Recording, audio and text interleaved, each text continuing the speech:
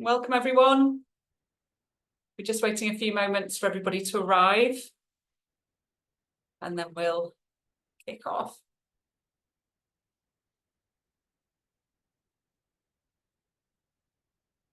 You can see the numbers going up. Lots of you here today. Welcome.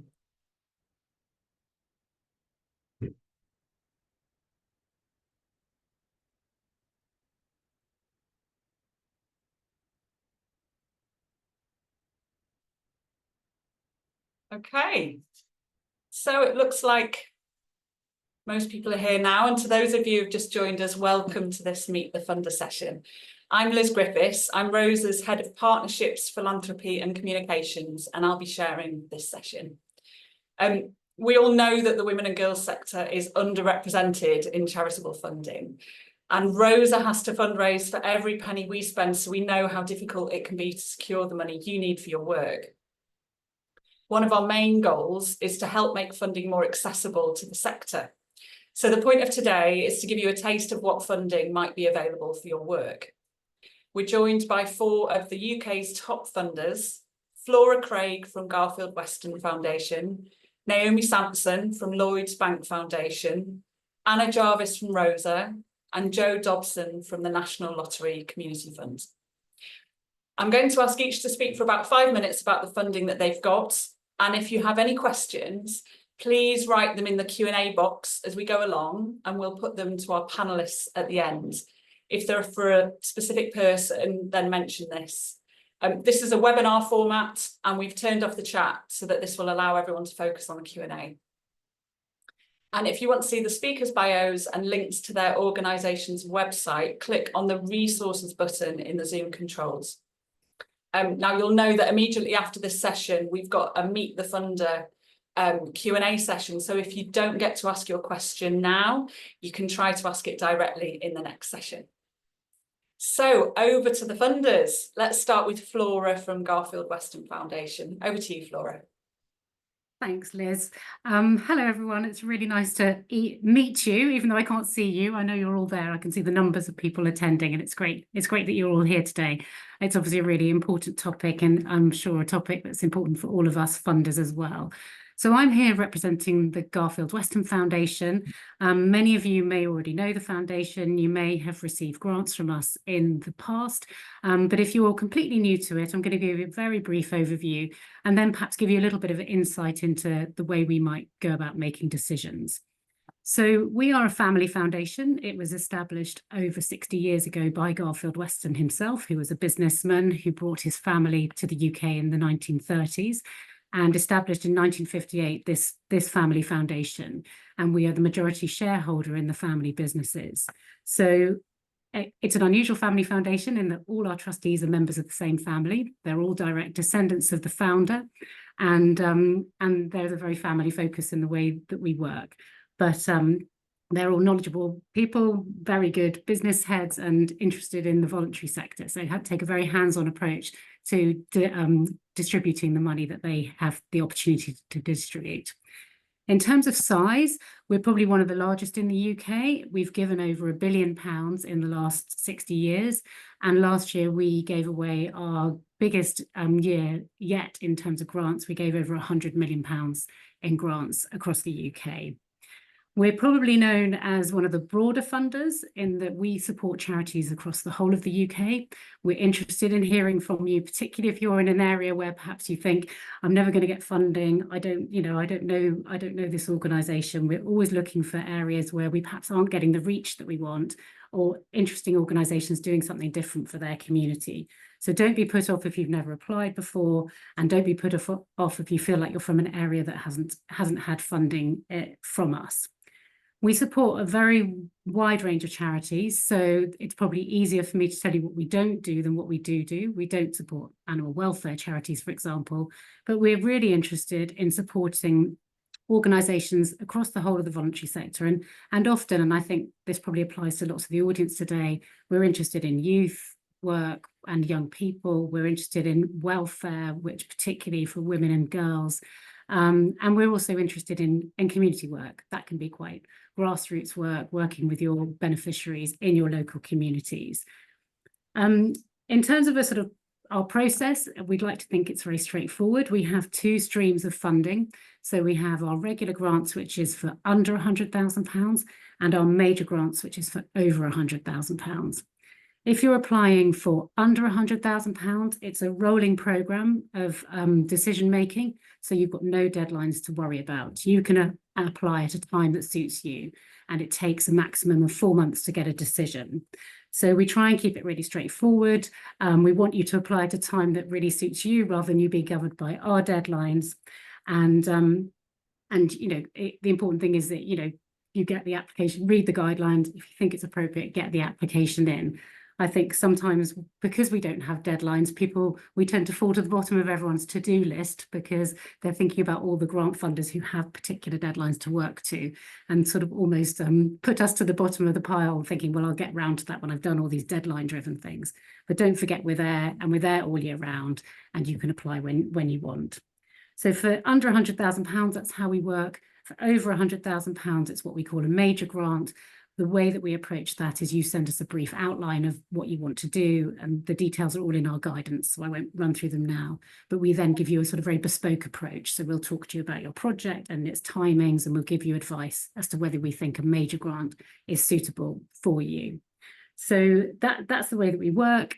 I'm sure every funder probably on this panel and everyone you've ever met in a webinar will say, if you're thinking of applying, it's really helpful to do your research and do your homework. Make sure that you've looked at our guidelines, our website, got a sense of what you want to apply for.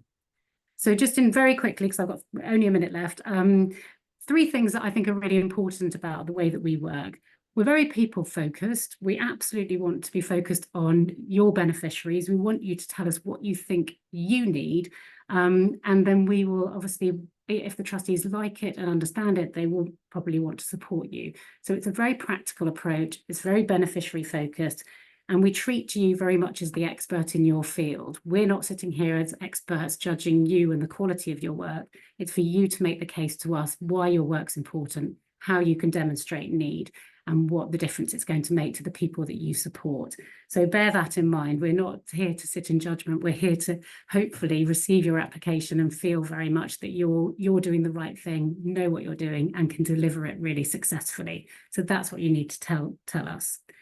Our family members of the trustees are the people who make all the decisions. So we don't make decisions along the way. We don't stop people being considered by the trustees.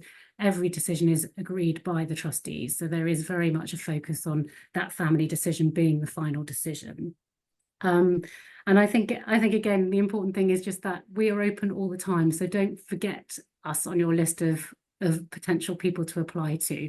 Make sure that we're on the list, apply to us. If you're successful or not, you can come back again within a minimum of a 12-month period. So even if you're not successful the first time, we will, you know, it doesn't mean you won't be successful if you apply to us again. So I'm going to stop there, very brief overview, and let the others speak, and then happy to answer questions later. Thank you, Flora. That was so helpful. A really quick whistle-stop tour of how you work, and gosh, 100 million in 1 year. We could dream of giving out that much at Rosa. Thank you so much. Naomi, over to you. Well, thank you, Liz. Yeah, thank you, Flora. So I'm Naomi Sampson. I work at Lloyds Bank Foundation, England and Wales, as a grants officer. So I'm very much at the front of the service delivery, working the programmes, etc. Lloyds Bank Foundation, we are funded by the Lloyds Banking Group, as many of you may know and recognise the little horse. So we are funded by them, but we do work kind of independently from them. So all our decision making around the funding, what we fund, is made by ourselves, which is really fun. And because the way we work is that we have our main core grants, but then we also have our policies team, our research team.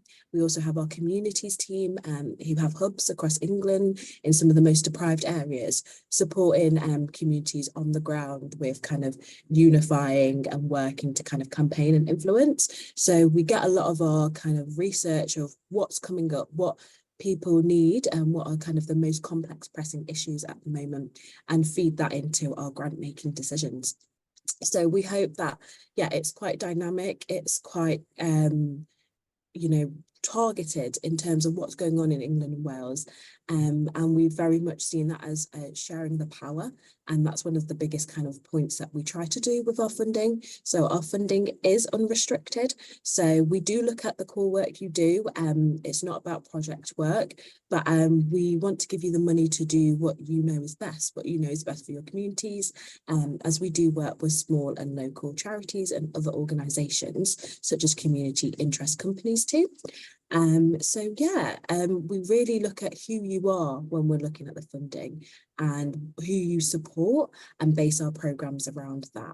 So we have our 3 main programmes at the minute for grant funding, which are the Specialist Programme, the Racial Equity Programme, and the Deaf and Disabled People's Organisations Fund as well.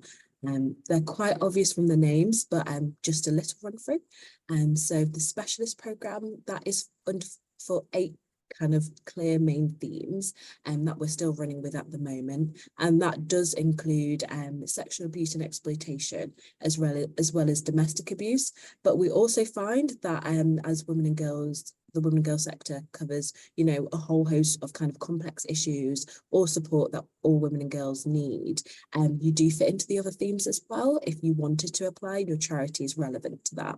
So we've had some amazing organisations apply who are working with women and girls only who are affected by homelessness. So yeah, it's kind of looking at who you are, the specialism of your work, and applying where you see fit.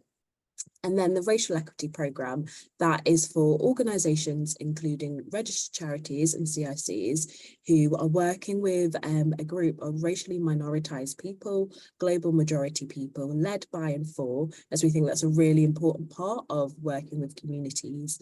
Yeah, to make a difference in terms of their economic situation that they faced, kind of deprivation due to racial inequity, and reach their career ambitions as an extra. But we also see that meeting people's first needs is important. And then the Deaf and Disabled People's Organisation Fund, that is for deaf and disabled people, led by and for again, who are supporting their community in terms of inequity and helping them reach their kind of ambitions in life.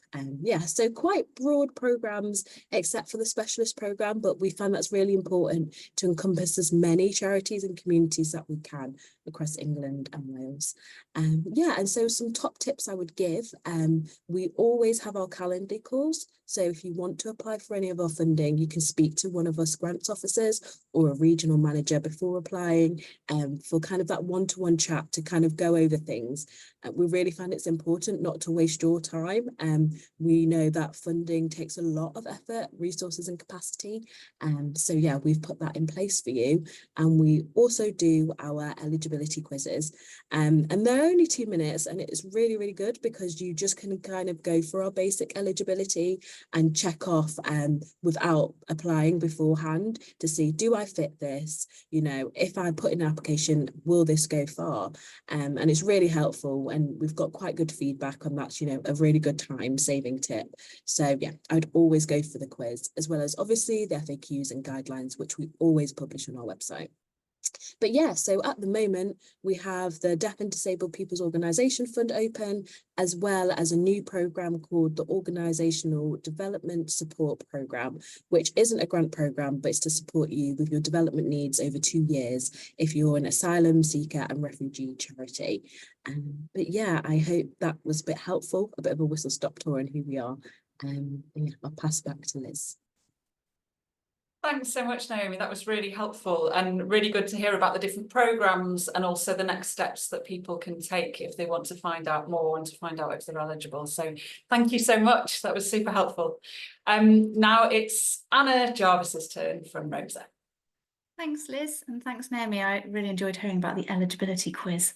So I'm going to start by telling you a little bit about Rosa, the organisation, and then I'll move on to talking about our funding. So Rosa was set up about 15 years ago and is a grant maker which exists to fund the women and girls sector across the UK.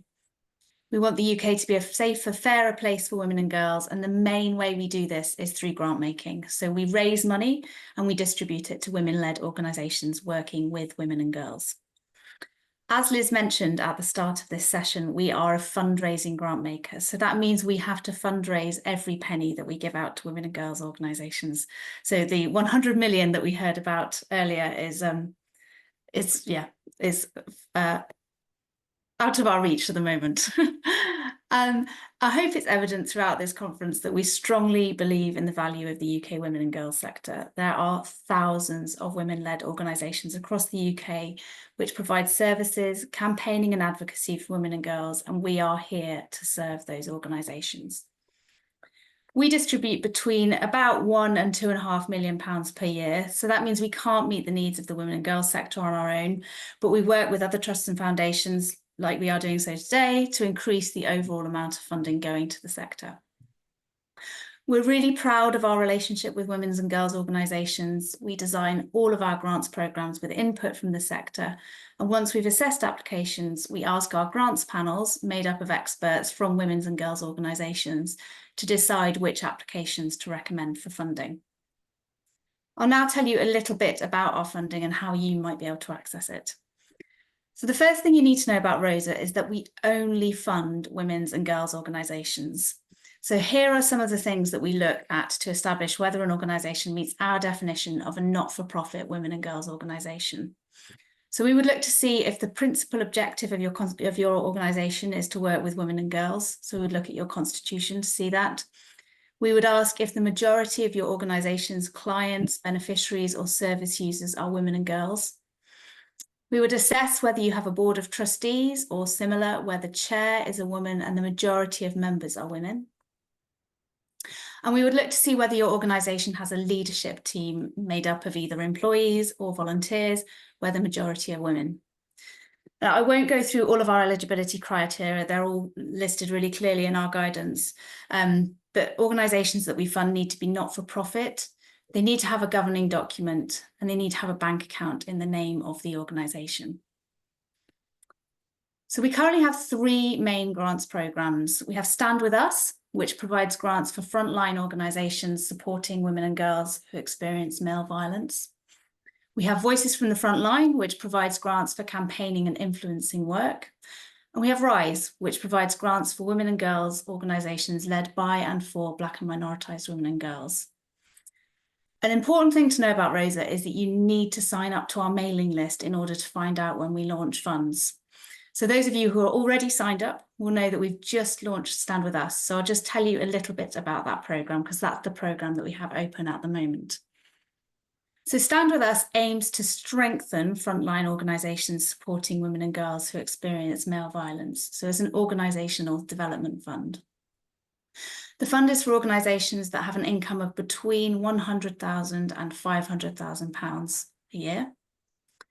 And organisations can apply for up to £25,000 to fund areas relating to organisational development, such as strategy, governance, leadership, building alliances, fundraising, systems and processes, etc. And the deadline for applications is the 30th of July. So you've got a little bit of time to have a look at the guidance and work out if this is the right fund for your organisation. If you want to find out more, have a look at the guidance. Do come along to one of our How to Apply webinars. You can find out information about those on our website or come along to the Q&A session with us after this panel. Just a little bit about how we work with organisations. So we know how precious your time is. We don't ask you for information that we don't need. Our application forms are straightforward and we don't have onerous reporting requirements. And alongside financial support, we offer training opportunities for the organisations we fund. I'm conscious that you're taking in a lot of information today. So my 3 headlines are, it really is worth finding out if your organisation meets Rosa's definition of a women and girls organisation before you apply. Please do sign up to our newsletter and we will always tell you when we launch funds so you won't miss those opportunities. And take a look at Stand With Us and find out if it would be right for your organisation. Thank you very much, and I'll see some of you in the Q&A session. Oh, thanks so much, Anna. That was really, really helpful. And I love the 3 takeaways at the end there. I think that really should help people know whether Rosa are the right funder for them. So thank you. Now, finally, it's Jo Dobson's turn from National Lottery Funds. Thank you, Liz, and thank you everyone else that's spoken already. the lottery at the moment is a very unusual position for doing these sort of things, because all our processes are changing at the moment across the country. And so what I'm really going to focus on are what are likely, or what will be the sort of bigger priorities within the next sort of 6 months or so. But as I'll mention at the end, we're not currently following what I'm going to explain, and the existing guidance that's on our website will tell you, like, right now, if you're applying, do X. But what I'm largely going to be talking about is what's going to need to be implemented in the next few months. So yeah, I'm from the National Lottery Community Fund. Those who don't know, we're a non-departmental public body. So basically, we were set up by an Act of Parliament 30 years ago, and our job is to distribute, our main job to distribute funding from lottery ticket sales that isn't distributed by one of the other bodies, heritage, sport, arts, etc. So in terms of the amount of money, I think the last annual accounts, we awarded 615 million. And the year before that, in the middle of the pandemic, it was closer to $1 billion. Now, we've had a renewal of our strategy. Strategy is sort of the headlines. Why are we here as a funder? What are we trying to achieve? And what has been published on our website, and I will put a note of the link into the Q&A, or that can be distributed later anyway, is 5 community-led missions, the language Richard is used, so I'll run through those quickly.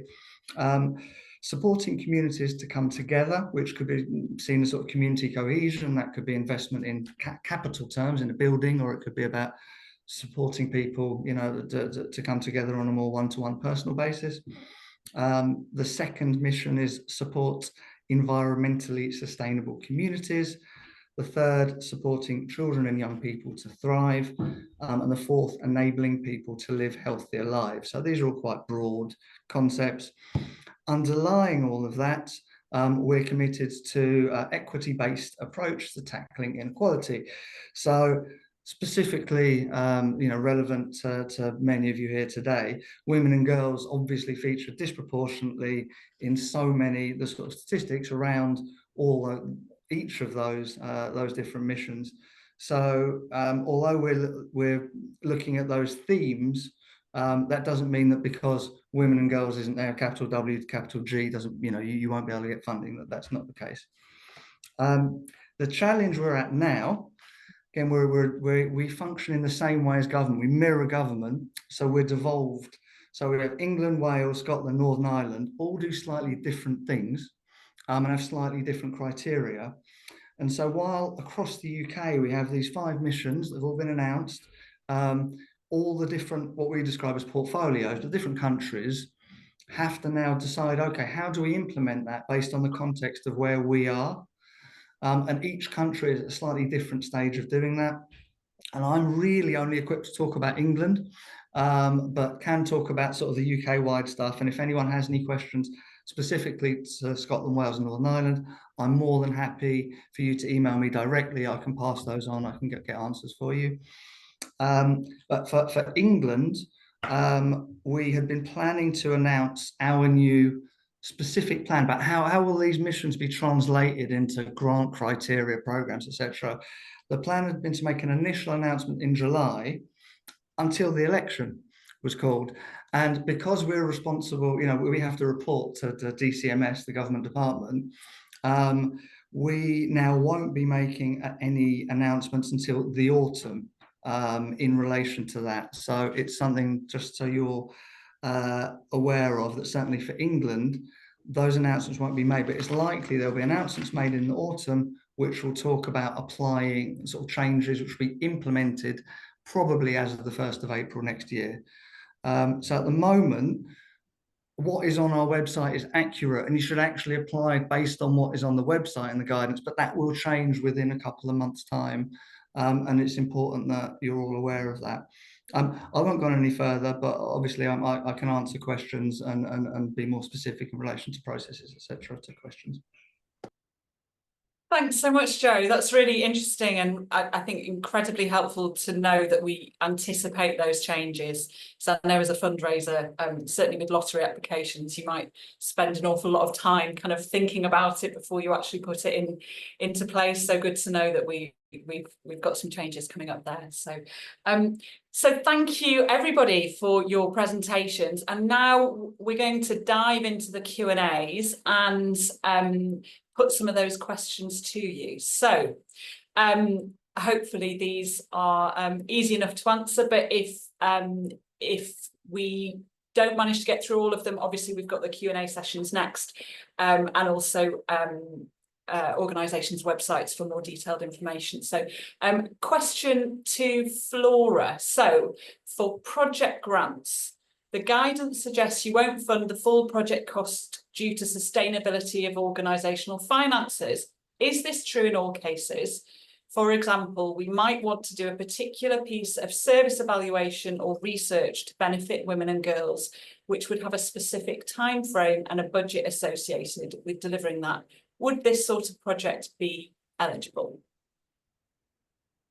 Good question. It's sometimes quite difficult to give very specific advice because that sounds like a very specific project. And I would say that, you know, as I said at the beginning, the trustees tend to be really focused, just thinking about the type of project you're talking about. The trustees are very focused on sort of very beneficiary focused work. So a piece of sort of research and evaluation, however valuable, might not be the best request to the foundation. We're probably more interested in the implementation of that work. So that's one thing.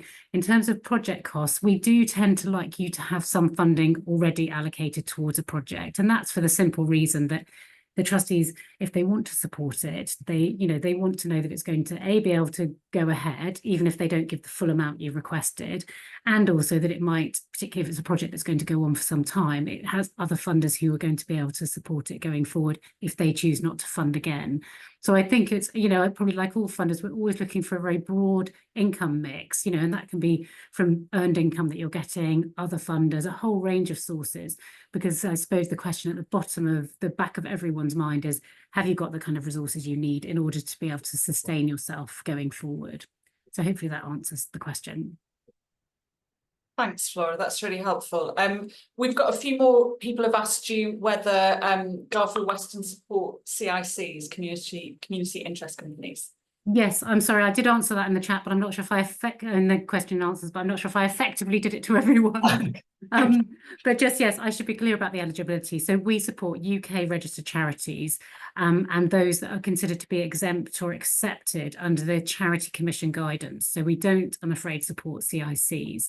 If you want to check we look to the Charity Commission for eligibility in effect. So you'll either be UK registered with a registration number, or you will have some form of exemption. So for example, Church of England, churches often are exempted or accepted from, and our schools, for example. So you need to go through this giant list of all those things and tell us where you fit on that list so that we can check your eligibility against the Charity Commission. But I'm afraid CICs we don't support. Okay, thank you. That's really helpful to know. For Joe, a question. Oh, I think Joe is in the middle of typing an answer to that question, so I'll move on to the next one. No, it's okay. Go ahead. It was, thank you. So the question, oh, I've lost it a sec. Hang on. This is jumping up and down. They move, don't they? They jump when people add them. Yeah, they do. I'm sorry, just 1 second. For Joe, for us working impactfully with neurodivergent youth requires small group sizes for service delivery.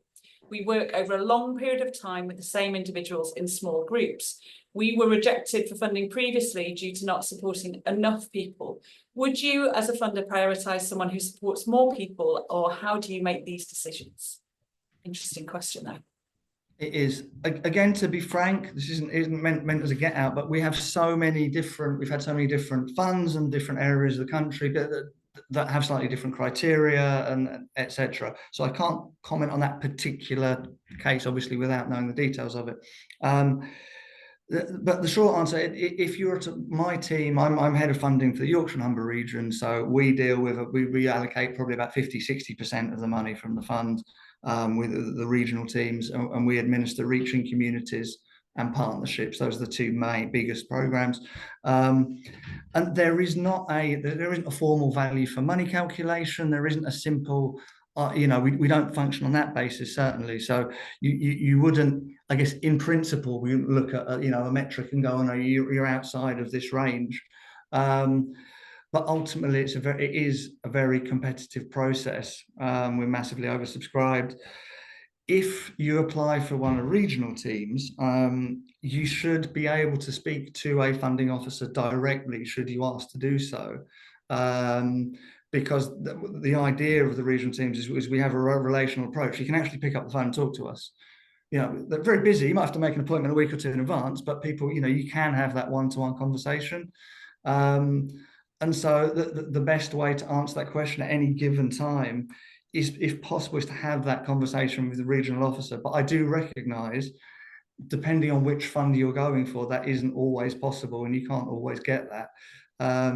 But because it does very much, also, if we have a larger amount of money, the truth is sometimes we have more money one year than the next, and we may be more likely to fund things that would appear to have a lower, smaller numbers of people. But I'm sorry, I can't give a more specific answer, but it is very much dependent on which fund you're applying to, really, and what point you're applying at. But again, I'm happy if the individual that asked the question wants to email me directly. I'm happy to look into that particular example and see if I can get any more feedback for them. Thank you, Joe. That's really helpful. I just want to second the regional funding officers are very, very helpful. In my own experience as a fundraiser, I've always found that a really good first step to talk to them first. So another question for Flora from Cal. You mentioned the foundation is beneficiary focused. Would you support the creation, development of online resources for survivors of gendered violence? Yes, I think for us, what we'd want to see is how you've assessed that that's what's needed, how you're going to reach the people who need it the most. I think that's absolutely, informing people, giving people advice, supporting people is very beneficiary focused in our view. So I think it's more about you making the case for why you think that's what's needed at this time and the difference it's going to make. Thanks, Flora. That's really helpful. I've got a question here for Naomi from Peter. There are many organisations working in the sector that provide statutory support through local authority. Many funders impose income restrictions, which excludes many of these organisations and restricts their ability to raise funds to support programmes outside of the legal statutory requirement. Is there possibility that funders could reconsider this approach for those in our sector? Okay, yeah, thank you, Peter. That's a good question. So for Lloyds Bank Foundation, we specifically are looking at small and local charities and organisations. That is our core. That's what we find important, because so much of funding does go to the big players in that sense. And we found that small and local charities and organisations are missing out on funding and being able to develop themselves. So if that in a way makes sense, that's kind of our niche, and that's what we're committed to doing, to almost like evening the playing field, ensuring that the small guy doesn't get lost, kind of thing. And we find that really important, but I do think it's something that should be considered by all funders on kind of a greater scale, in terms of income and who is kind of funding who, and making sure in a way we're almost reaching everyone together, because we can't individually reach everyone on our own. So I do see that question. I do feel kind of that difficulty there, and just kind of to say it out for everyone, I have answered a few questions in the chat, but our income kind of caps and limits is that you must have an annual income between £25,000 and £500,000, to be considered a small local charity and receive funding from us. Thanks. It's really helpful for people to understand the income caps, because that does really play it's an important part of the decision making when you're looking for funding. So thank you.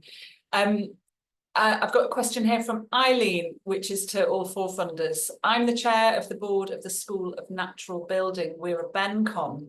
Would we be eligible for grants from all four funders here today? So I guess it would be helpful if anybody thinks that they would be able to fund them to speak to answer that question.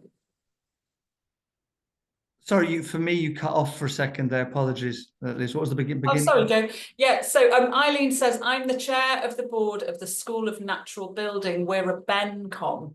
Would we be eligible for grants from all 4 funders here today?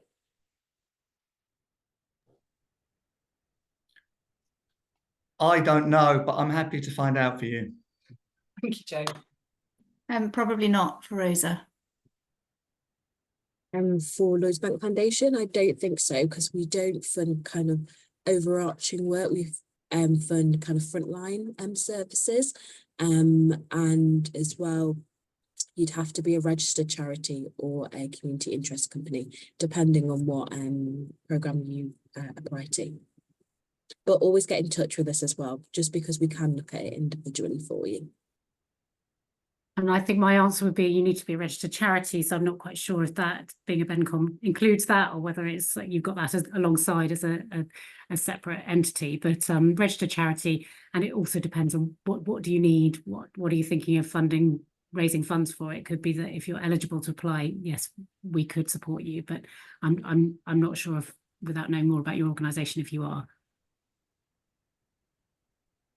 Thanks, Flora. That's really helpful. We've got an interesting question here from Sanchia.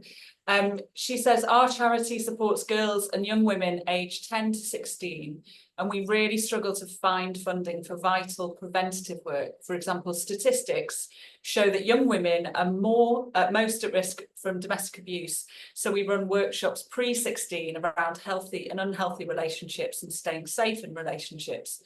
Funders have turned us down before because it's difficult to evidence longitudinal impact. Do any of you have any application advice for us and how to overcome this issue?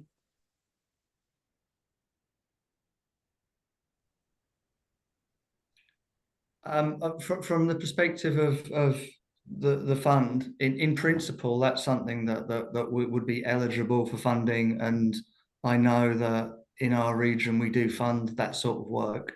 You are right; it is more difficult to demonstrate impact. In reality, you need £1 million to do a blind study and and that's not going to happen, is it? So for us, again, I'm speaking from the regional funding perspective, we would expect people to do the most you can reasonably do and put an argument for why actually, in order to evidence likely impact, this is what we think will happen, this is what we base that on. You can't be expected to do the impossible. But again, always with that asterisk and proviso that everyone is, although that will be eligible, I couldn't give you a guarantee that'd be successful because we're so oversubscribed. I think from our perspective, that sounds like it would be eligible as well. But again, it slightly depends on size and scope. Where are you working? How many people are you working with?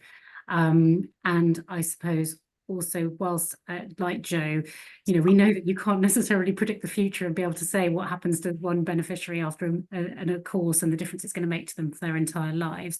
I think it's important to be able to tell us what you do know and make the case around that.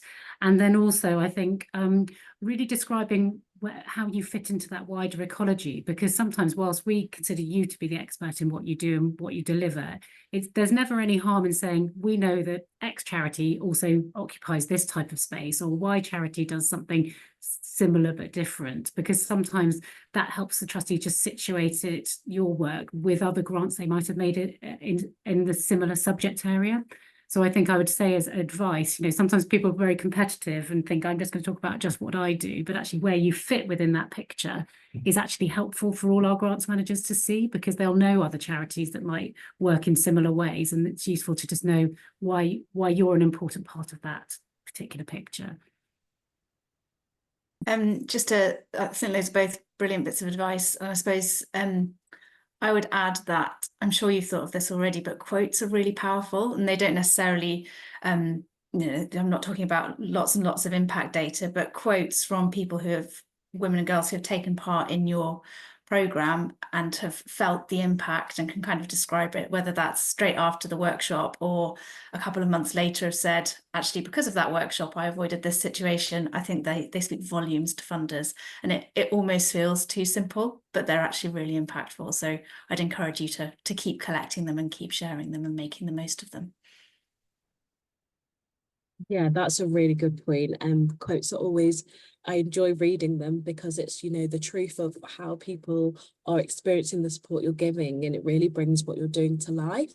I'd also say, I don't know if this maybe feels relevant, and if you want to book in a Calendly call with us, I would really encourage you to, because we have the organizational development support program out at the minute, and one of the areas we could support you with is looking at statistics and reporting back to funders, or evidencing in applications how, you know, your support is having a long-term impact.